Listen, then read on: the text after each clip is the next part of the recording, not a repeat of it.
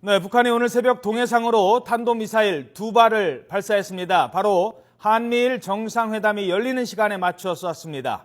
우리 정부는 탄도미사일 발사가 명백한 유엔 안보리 결의 위반이라고 비난하고 추가 도발 가능성에도 예의주시하고 있습니다. 취재기자 연결돼 있습니다. 신현준 기자.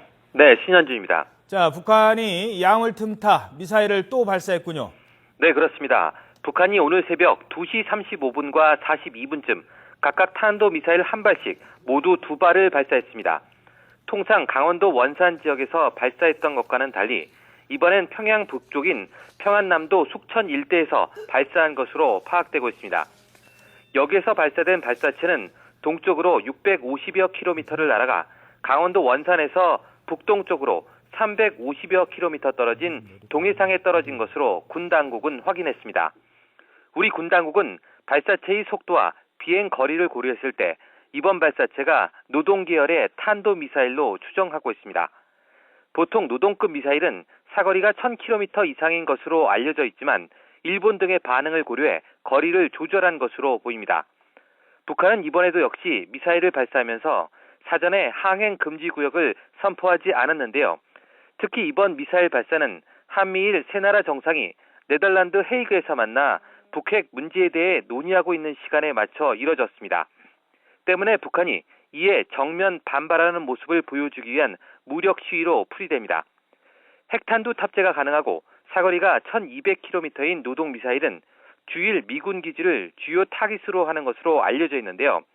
이번엔 이동식 발사 차량에서 발사한 것으로 분석되고 있습니다. 북한이 노동미사일을 발사한 것은 지난 2006년과 2009년에 이어 이번이 세 번째입니다.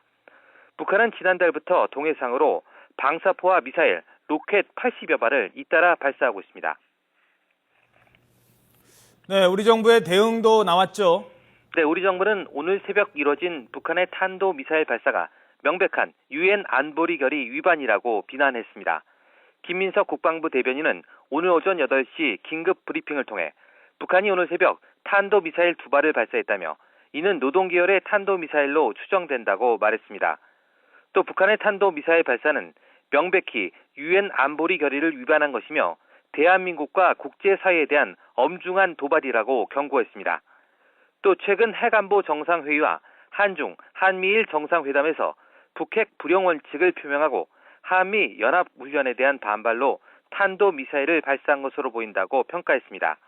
김 대변인은 또 북한의 반복적인 도발 행위를 즉각 중단할 것을 강력히 촉구한다고 밝혔습니다. 특히 오늘은 천안함 피격 4주기인데요.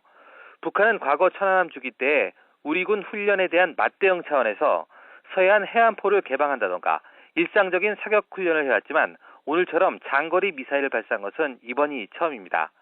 이에 따라 우리 군은 북한의 추가 발사 가능성에 대비해 감시를 강화하면서도 만반의 대비 태세를 유지하고 있습니다. 지금까지 정치부에서 YTN 신현주입니다.